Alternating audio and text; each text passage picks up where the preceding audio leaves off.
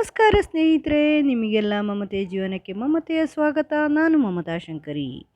ಇವತ್ತು ಇನ್ನೊಂದು ಫುಡ್ ಬ್ಲಾಗಿನೊಂದಿಗೆ ನಿಮ್ಮ ಮುಂದೆ ಬಂದಿದ್ದೀನಿ. ಈಗ ಮಾವಿನ ಹಣ್ಣಿನ ಸೀಸನ್ ಅಲ್ವಾ, ಮಾವಿನ ಹಣ್ಣು ತುಂಬ ಸಿಗತ್ತೆ ಮಾರ್ಕೆಟಲ್ಲಿ. ಅದರಿಂದ ಮಾವಿನ ಹಣ್ಣಿನ ಒಂದು ಸಿಹಿ ಮಾಡ್ತಾಯಿದ್ದೀನಿ.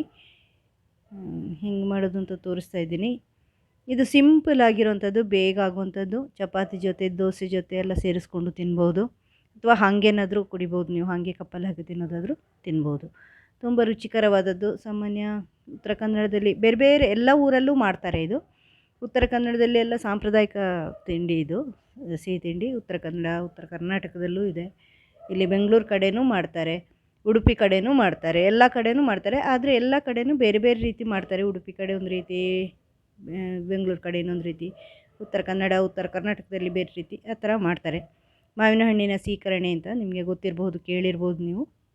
ಇದನ್ನು ನಾನು ಸಿಂಪಲಾಗಿ ಮಾಡಿದ್ದೀನಿ ಇವತ್ತು, ನನಗೆ ಗೊತ್ತಿರೋ ರೀತಿಲಿ. ಅದನ್ನು ಕೆಲವು ಕಡೆ ರಸಾಯನ ಅಂತ ಹೇಳ್ತಾರಂತೆ, ಆದರೆ ನಮ್ಮ ಕಡೆ ರಸಾಯನ ಅಂತ ಹೇಳೋದು ಬೇರೆ. ತೆಂಗಿನಕಾಯಿ ಹಾಲು ಹಾಕಿ ಎಲ್ಲ ಮಾಡೋದು, ಹೆಚ್ಚಿಬಿಟ್ಟು ಹಾಕೋದು. ಇದು ಸೀಕರಣೆ ಅಂತ ಹೇಳ್ತಾರೆ ಇದಕ್ಕೆ. ತುಂಬ ಸಿಂಪಲ್ ಇದು ಮಾಡೋದು, ಬೇಗ ಮಾಡಿ ಆಗುವಂಥದ್ದು, ಏನು ಹೆಚ್ಚು ಕೆಲಸ ಇಲ್ಲ. ರಸಾಯನಕ್ಕಾದರೂ ಇನ್ನು ಇದಕ್ಕಿಂತ ಸ್ವಲ್ಪ ಹೆಚ್ಚಿದೆ, ಅದು ಬೇಗ ಆಗುವಂಥದ್ದೇ. ಇದು ಸ್ವಲ್ಪ ಸಿಂಪಲ್ ಅದಕ್ಕಿಂತ, ರಸಾಯನಕ್ಕಿಂತ. ಕೆಲವು ಕಡೆ ಮತ್ತೂ ಇದಕ್ಕೆ ರಸಾಯನ ಅಂತ ಹೆಸರು ಕೊಡ್ತಾರೆ, ಉಡುಪಿ ಕಡೆ ಎಲ್ಲ. ನೀವು ನೋಡಿ ಹೆಂಗೆ ಮಾಡೋದು ಅಂತ. ತುಂಬ ರುಚಿಯಾಗಿರುತ್ತೆ. ಹಾಗೂ ತಿನ್ಬೋದು, ದೋಸೆ ಜೊತೆನೂ ತಿನ್ಬೋದು, ಚಪಾತಿ ಜೊತೆನೂ ತಿನ್ಬೋದು. ಹೆಂಗೆ ಮಾಡೋದು ಅಂತ ತೋರಿಸ್ತೀನಿ. ನಾನು ಸಿಂಧೂರ ಹಣ್ಣು ತಗೊಂಡಿದ್ದೀನಿ, ಮಾವಿನ ಹಣ್ಣು. ನೀವು ಯಾವುದಾದ್ರೂ ತಗೊಳ್ಳಿ, ಈ ಥರ ಪಲ್ಪ್ ತಗೋಬೇಕು.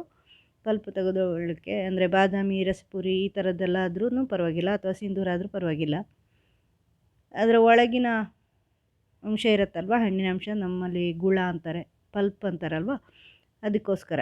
ಇದನ್ನು ಯಾವ್ಯಾವ ರೀತಿ ಬೇರೆ ಬೇರೆ ರೀತಿಯಲ್ಲಿ ಏನಾದರೂ ತೆಗಿಬೋದು. ಹೆಂಗಾದರೂ ಕೆಲವು ಜನ ಅದನ್ನು ಹಿಂಡಿ ತೆಗಿತಾರೆ, ಕೆಲವು ಜನ ಹೆಚ್ಚಿಬಿಟ್ಟು ಸಿಪ್ಪೆ ತೆಗೆದುಬಿಟ್ಟು ಹೆಚ್ಚಿ ತಿನ್ನೋದಕ್ಕೆ ಹೆಚ್ಚಿದಂಗೆ ಹೆಚ್ಚಿ ಆಮೇಲೆ ಇದು ಮಾಡ್ತಾರೆ, ಅದನ್ನು ಪುಡಿ ಮಾಡ್ತಾರೆ, ಕಿವುಚ್ತಾರೆ.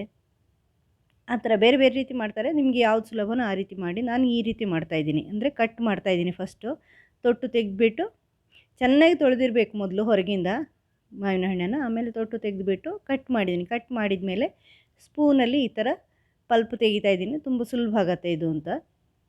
ಯಾವ ರೀತಿನಾದರೂ ಸರಿ, ನಿಮಗೆ ಪಲ್ಪ್ ಬಂದರೆ ಆಯಿತು. ನೀವು ಸುಮ್ಮನೆ ಹೀಗೆ ಚಾಕುನಲ್ಲಿ ಸಿಪ್ಪೆ ತೆಗೆದುಬಿಟ್ಟು ಅಥವಾ ಪೀಲರಲ್ಲಿ ಸಿಪ್ಪೆ ತೆಗೆದುಬಿಟ್ಟು ಹೆಚ್ಚಿಬಿಟ್ಟು ಹಾಕಿ ಆ ಥರನೂ ತಗೋಬೋದು. ಈ ಥರನೂ ಮಾಡ್ಬೋದು. ಅಥವಾ ಸಿಪ್ಪೆನ ಸುಮ್ಮನೆ ಕೈಯಲ್ಲಿ ತೆಗೆದುಬಿಟ್ಟು ಕೈಯಲ್ಲಿ ಕಿವುಚಿ ಆ ಥರನೂ ಮಾಡ್ಕೋಬೋದು. ಯಾವ ರೀತಿ ಮಾಡಿದ್ರೂ ಓಕೆ. ಪಲ್ಪ್ ಮಾತ್ರ ಆಚೆ ಬರಬೇಕಷ್ಟೆ. ನೋಡಿ, ಈ ಥರ ನಾನು ಪಲ್ಪ್ಗಳನ್ನು ತೆಗಿತಾ ಇದ್ದೀನಿ, ಅದರಲ್ಲಿರೋ ಎಲ್ಲ ಪಲ್ಪ್ಗಳನ್ನು. ಆದರೂ ಸಿಪ್ಪೆಯಲ್ಲಿ ಸ್ವಲ್ಪ ಉಳಿದಿರುತ್ತೆ, ಅದನ್ನು ಆಮೇಲೆ ತಗೊಳ್ಬೇಕಾಗತ್ತೆ. ಈ ಥರ ನೋಡಿ, ಇನ್ನೊಂದು ಹಣ್ಣು ತೊಗೊಂಡಿದ್ದೀನಿ, 2-3 ಹಣ್ಣನ್ನು ತೊಗೊಂಡಿದ್ದೀನಿ. ಚೆನ್ನಾಗಿರೋ ಹಣ್ಣು ನೋಡಿಕೊಂಡು ತಗೋಬೇಕು. ಒಳಗಡೆ ಎಲ್ಲ ಕ್ಲೀನ್ ಇದೆಯಾ ಅಂತ ನೋಡ್ಕೋಬೇಕು. ಕೆಲವು ಜನ ಈ ಥರ ಸಿಪ್ಪೆ ತೆಗೆದುಬಿಟ್ಟು ಒಳಗಿಂದ ಬರೀ ಸಿಪ್ಪೆ ಮಾತ್ರ ಆಚೆ ಹಾಕಿಬಿಟ್ಟು ಮತ್ತೆ ವಾಟೆ ಸಹಿತ ಅದನ್ನು ಕಿವುಚ್ತಾರೆ. ನಾನು ಈ ಥರ ಮಾಡಿಬಿಟ್ಟು ಆಮೇಲೆ ಪಲ್ಪ್ ತೆಗೆದುಬಿಟ್ಟು ಈ ಥರ, ನನಗೆ ಇದು ಸುಲಭ ಅನಿಸುತ್ತೆ. ನಿಮಗೆ ಯಾವುದು ಅನುಕೂಲ ಅಂತ ಕಮೆಂಟಲ್ಲಿ ತಿಳಿಸಿ. ನೀವು ಯಾವ ರೀತಿ ಮಾಡ್ತೀರಾ? ಯಾವಾಗಲೂ ಬೇರೆ ಏನಕ್ಕಾದ್ರೂ ಪಲ್ಪ್ ತೆಗಿಬೇಕು ಅಂದರೆ ಯಾವ ರೀತಿ ತೆಗಿತೀರಾ ಅಂತ ತಿಳಿಸಿ. ಇದು ಸುಲಭ, ಸ್ಪೂನಲ್ಲಿ ಬರುತ್ತೆ. ಈ ಥರ ಎಲ್ಲ ಹಣ್ಣಿನ ಎಷ್ಟು ಬೇಕು ನಿಮಗೆ ಅಷ್ಟು ನೋಡಿಕೊಂಡು ಹಣ್ಣಿನ ಪಲ್ಪ್ ತೆಗೀರಿ. ಜಾಸ್ತಿ ಬೇಕು ಅಂದರೆ ಜಾಸ್ತಿ ಹಣ್ಣು ಹಾಕಿ. ಈಗ ಇದಕ್ಕೆ ಸ್ವಲ್ಪ ನೀರು ಹಾಕ್ಕೊಂಡು ಚೆನ್ನಾಗಿ ಕಿವುಚ್ಕೊಳ್ಳಿ. ವಾಟೆ ಮತ್ತು ಈ ಸಿಪ್ಪೆ ಇದೆಯಲ್ವ, ಅದರಲ್ಲಿ ಹಣ್ಣಿನ ಅಂಶ ಇರುತ್ತೆ. ಅದಕ್ಕೋಸ್ಕರ ನೋಡಿಕೊಂಡು ಚೆನ್ನಾಗಿ ಕಿವುಚ್ಬೇಕು. ನೋಡಿ, ಅದನ್ನು ಸಿಪ್ಪೆನ ಕಿವುಚ್ಬಿಟ್ಟು ಆಚೆ ಹಾಕ್ತಾಯಿದ್ದೀನಿ. ಅದಕ್ಕೆ ಸಿಪ್ಪೆನ ಫಸ್ಟು ಹಣ್ಣನ್ನು ಹೊರಗಿಂದ ಚೆನ್ನಾಗಿ ತೊಳ್ಕೊಳ್ಳಿ ಅಂತ ಹೇಳಿರೋದು. ಆಮೇಲೆ ಹಿಂಗೆ ತೆಗಿಯೋಕ್ಕಾಗುತ್ತೆ, ಇಲ್ಲಾಂದರೆ ಅದು ಕ್ಲೀನ್ ಇರೋಲ್ಲ. ಇದು ಪರವಾಗಿಲ್ಲ, ಚೆನ್ನಾಗಿ ತೊಳೆದಿದ್ದೀನಿ ನಾನು. ಅದರಿಂದ ಹಾಗೆ ಕಿವುಚ್ಬಿಟ್ಟು ಸಿಪ್ಪೆನ ಆಚೆ ತೆಗಿಬೋದು.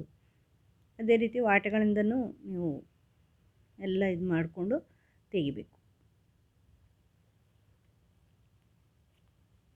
ನಾವು ಗೊಜ್ಜಿಗೆಲ್ಲ ಮಾಡೋದಾದರೆ, ಕಾಡು ಮಾವಿನ ಹಣ್ಣಿನ ಗೊಜ್ಜೆಲ್ಲ ಮಾಡೋದಾದರೆ ಈ ಥರ ಮಾಡ್ತೀವಿ. ಸಾಸಿವೆಗೆ, ಗೊಜ್ಜಿಗೆ ಎಲ್ಲ ಈ ಥರ ಮಾಡ್ತೀವಿ ಸಾಮಾನ್ಯವಾಗಿ. ನಮ್ಮೂರ ಕಡೆ, ದಕ್ಷಿಣ ಕನ್ನಡ ಈ ಕಡೆ ಸ್ವಲ್ಪ ಸೀಕರಣೆ ಕಡಿಮೆ ನಾನು ನೋಡಿದ ಪ್ರಕಾರ. ಈಗ ಈ ಥರ ಪಲ್ಪ್ ಎಲ್ಲ ತೆಗೆದ್ಮೇಲೆ, ಅದರ ವಾಟೆದೆಲ್ಲ ರಸ ತೆಗೆದ್ಮೇಲೆ ಅದನ್ನು ಉಳಿದಿದ್ದನ್ನು ಇದಕ್ಕೆ ಸೇರಿಸ್ಕೊಳ್ಳಿ. ಬೇಕು ಅಂದರೆ ಇನ್ನೊಂದು ಸರಿ ತೆಗೀರಿ ನೀರು ಹಾಕ್ಕೊಂಡು. ಸ್ವಲ್ಪ ಕಡಿಮೆ ನೀರಿರಲಿ, ಹೆಚ್ಚು ನೀರು ಹಾಕಿಬಿಡಿ. ಆಮೇಲೆ ನೋಡಿಕೊಂಡು ಹೆಚ್ಚು ನೀರು ಹಾಕಿ. ಈಗ ಇದಕ್ಕೊಂದು ಅರ್ಧ ಕಪ್ ಬೆಲ್ಲನ ಕುಟ್ಟಿ ಪುಡಿ ಮಾಡಿಬಿಟ್ಟು ಹಾಕ್ತಾಯಿದ್ದೀನಿ. ಸಿಹಿ ನಿಮಗೆ ಬೇಕಾದಂಗೆ ಜಾಸ್ತಿ ಬೇಕು ಅಂದರೆ ಜಾಸ್ತಿ ಹಾಕ್ಕೊಳ್ಳಿ, ಇಲ್ಲಾಂದರೆ ಕಡಿಮೆ ಸಾಕು. ಅಂದರೆ ಇದು ಹಣ್ಣು ತುಂಬ ಸಿಹಿ ಇದ್ದರೆ ಬೆಲ್ಲನೂ ಸಿಹಿ ಜಾಸ್ತಿ ಆದರೆ ಚೆನ್ನಾಗಿರಲ್ಲ, ತುಂಬ ಜಾಸ್ತಿ ಆಗಿಬಿಡತ್ತೆ ಅದರಿಂದ. ಆಮೇಲೆ ಹಾಲು ಹಾಕ್ಕೋಬೋದು ನೀವು.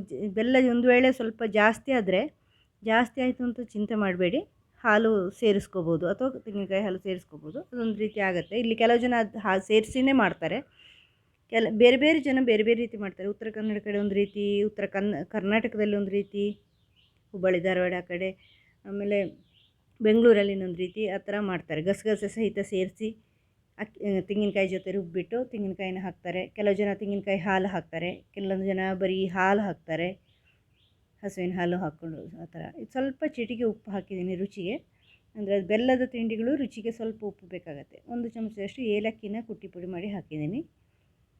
ಇದೆಲ್ಲ ರುಚಿಗೆ ಅಷ್ಟೇ. ಅಂದರೆ ಉಪ್ಪು ಬೆಲ್ಲದ ತಿಂಡಿಗಳಿದೆ ಯಾವುದಕ್ಕೆ ಆದ್ರೂ ಸ್ವಲ್ಪ ಚಿಟಿಕೆ ಉಪ್ಪು ಹಾಕ್ಕೋಬೇಕಾಗತ್ತೆ, ಇಲ್ಲಾಂದರೆ ರುಚಿ ಆಗಲ್ಲ, ಅದರ ರುಚಿ ಟೇಸ್ಟ್ ಸರಿಯಾಗಿ ಬರಲ್ಲ. ಬೆಲ್ಲದ ತಿಂಡಿಗಳಿಗೆ ಸಕ್ಕರೆದಕ್ಕಾದರೆ ಬೇಕಾಗಲ್ಲ. 1 ಚಮಚದಷ್ಟು ಏಲಕ್ಕಿನ ಪುಡಿ ಮಾಡಿ ಹಾಕಿದ್ದೀನಿ. 1 2 3 ಏಲಕ್ಕಿ 4 ಏಲಕ್ಕಿ ಪುಡಿ ಮಾಡಿಬಿಟ್ಟು ರುಚಿಯಾಗಿರುತ್ತೆ ನೋಡಿ. ಈ ಥರ ಈ ಹದಕ್ಕೆ ಬರಬೇಕು. ಹಣ್ಣುಗಳು ಸಿಗಬೇಕು. ಮಿಕ್ಸಿಲಿ ನೀವು ರುಬ್ಬೇಡಿ, ಯಾಕಂದರೆ ಜ್ಯೂಸ್ ಥರ ಆಗುತ್ತೆ. ಕೈಯಲ್ಲಿ ಕಿವುಚಿ ಹಣ್ಣು ಬಾಯಿಗೆ ಸಿಗೋ ಥರ ಒಂಥರ, ಅಂದರೆ ನೋಡಿ ಈ ಥರ ಇರಬೇಕು. ಅದು ತುಂಬ ನೀರು ಜ್ಯೂಸಿನ ಥರನೂ ಆಗಬಾರ್ದು, ಹಾಗಂತ ಇಡೀ ಹಣ್ಣು ಅಲ್ಲ, ಹಣ್ಣುಗಳು ಬಾಯಿಗೆ ಬರಬೇಕು.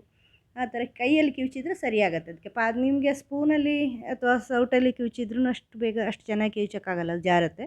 ಕೈಯಲ್ಲಾದ್ರೂ ಸರಿಯಾಗೋದು. ಕಿವುಚ್ಬಿಟ್ಟು ಹಿಂಗೆ ಹಾಕಿದರೆ ನೋಡಿ ಈ ಥರ ಇರುತ್ತೆ. ಈ ಹದಕ್ಕೆ ಇರುತ್ತೆ. ನಿಮಗೆ ನೀರು ದಪ್ಪ ಆಯಿತು ಅಂದರೆ ಸ್ವಲ್ಪ ಸೇರಿಸ್ಕೋಬೋದು ನೀರು, ಇಲ್ಲಾಂದರೆ ಈ ಹದಕ್ಕೆ ಮಾಡ್ಕೊಳ್ಳಿ, ಚೆನ್ನಾಗಿರುತ್ತೆ. ಜ್ಯೂಸು ಅಲ್ಲ, ಪಾಯಸನೂ ಅಲ್ಲ, ಆ ಥರ ಇರುತ್ತೆ. ನೀವು ಮಾಡಿ ನೋಡಿ, ನಿಮಗೂ ಇಷ್ಟ ಆಗುತ್ತೆ. ಇದು ತುಂಬ ಚೆನ್ನಾಗಿದೆ, ತುಂಬ ರುಚಿಯಾದಂತಹ ಒಂದು ಸಿಹಿ ಪದಾರ್ಥ ಅಂತ ಹೇಳ್ಬೋದು ಮಾವಿನ ಹಣ್ಣಿಂದು. ಆಮೇಲೆ ಮಾಡೋದು ನೋಡಿದ್ರಲ್ವ ನೀವು, ಎಷ್ಟು ಸಿಂಪಲ್, ಏನಿಲ್ಲ. ಹಣ್ಣಿದ್ರೆ ಆಯಿತು, ಹಣ್ಣಿನ ಪಲ್ಪ್ ತೆಗೆದುಬಿಟ್ಟು ಅದನ್ನು ಪುಡಿ ಕೈಯಲ್ಲೇ ಕಿವುಚಿಬಿಟ್ಟು ಬೆಲ್ಲನೂ ಹಾಕ್ಕೊಂಡು ಅಷ್ಟೇ, ಬೆಲ್ಲ ಮಾತ್ರ ಹಾಕ್ಕೊಳ್ಳೋದು, ಬೇರೇನಿಲ್ಲ. ಉಪ್ಪು ಏಲಕ್ಕಿ ಇಷ್ಟನ್ನು ಹಾಕ್ಕೊಂಡ್ರೆ ಆಯಿತು.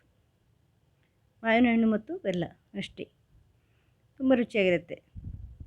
ನೀವು ಯಾವ ರೀತಿ ಸ್ವೀಕರಣೆ ಮಾಡ್ತೀರಾ ಅಂತ ನನಗೆ ಕಮೆಂಟಲ್ಲಿ ತಿಳಿಸಿ. ತೆಂಗಿನಕಾಯಿ ಹಾಲು ಹಾಕ್ತೀರಾ ಅಥವಾ ಕಾಯಿ ರುಬ್ಬಿ ಹಾಕ್ತೀರಾ ಅಥವಾ ಹಿಂಗೆ ಮಾಡ್ತೀರಾ ಅಂತ. ನಿಮಗೆ ವಿಡಿಯೋ ಇಷ್ಟ ಆದರೆ ಲೈಕ್ ಮಾಡಿ, ಶೇರ್ ಮಾಡಿ. ಚಾನಲ್ ಇದುವರೆಗೆ ಸಬ್ಸ್ಕ್ರೈಬ್ ಮಾಡಿಲ್ಲ ಅಂದರೆ ಸಬ್ಸ್ಕ್ರೈಬ್ ಮಾಡಿ, ಬೆಲ್ ಐಕಾನ್ ಪ್ರೆಸ್ ಮಾಡಿ, ಆಲ್ ಬಟನ್ ಪ್ರೆಸ್ ಮಾಡಿ. ಮುಂದಿನ ವಿಡಿಯೋದೊಂದಿಗೆ ಭೇಟಿಯಾಗೋಣ. Thank you.